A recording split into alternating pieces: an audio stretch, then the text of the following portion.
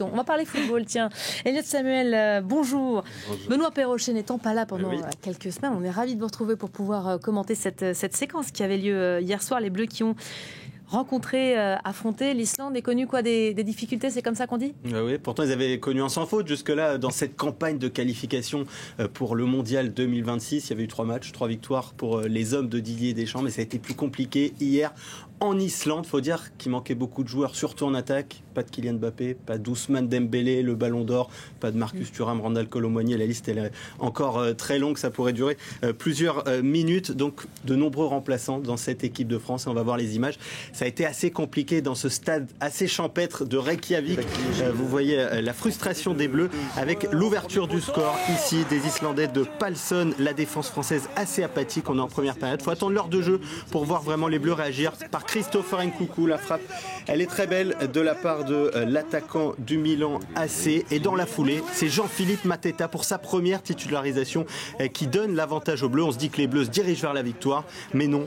1 minute plus tard, ce but de Linson, alors que la défense française laisse partir le joueur islandais seul vers le but. Ça fait donc 2 partout dans cette rencontre. Des Bleus qui ont dominé cette rencontre, c'est vrai, mais qui ont été assez décevants. Et sur les derniers matchs, ils n'ont pas été totalement rassurants, les Français. Ils ont gagné il y a 4 jours maintenant face à l'Azerbaïdjan, 3-0, c'est vrai.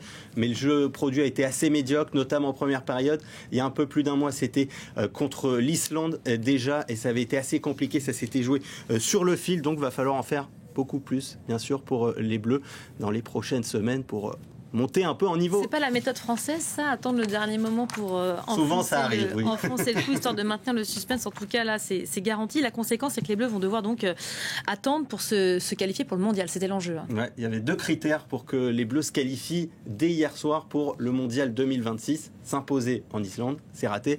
Et que dans le même temps, l'Ukraine ne batte pas l'Azerbaïdjan, c'est également raté. Donc vous allez le voir au classement. La conséquence, c'est que les Français, ils sont toujours en tête de leur groupe. Pas de qualification. Seul le premier directement est qualifié pour le Mondial, mais seulement 3 points d'avance sur l'Ukraine. Et le prochain match, vous vous en doutez évidemment, ce sera France-Ukraine. Évidemment, rendez-vous donc il y en a un qui dans un mois. Bien sûr, il y en a un qui suit. Merci. France-Ukraine qui sera dans un mois, qui sera très certainement décisif donc pour cette qualification pour le Mondial 2026. Mondial qui, on le rappelle, se déroulera dans 3 pays, les États-Unis, le Canada, le Mexique. Si jamais ça se passe mal contre l'Ukraine, il y aura un dernier match ensuite dans la foulée contre l'Azerbaïdjan. Ça se passera en Azerbaïdjan. Mais les Bleus, ils sont donc déjà tournés vers ce prochain rassemblement. Écoutez 2 milieux de terrain des Bleus, Manu Koné et Khéphren Thuram. L'élection, c'est à nous aussi de renforcer le clou pour cette qualification. Finir le boulot. Il y a aussi le match contre l'Azerbaïdjan, donc on est des professionnels, on va aller jusqu'au bout pour cette qualification. 2 matchs qui nous attendent. Il faut savoir finir le travail contre l'Ukraine, qui est une belle équipe, mais il faut gagner. Voilà, il faut gagner, donc c'est l'objectif maintenant, vous l'avez compris, pour ce match contre l'Ukraine.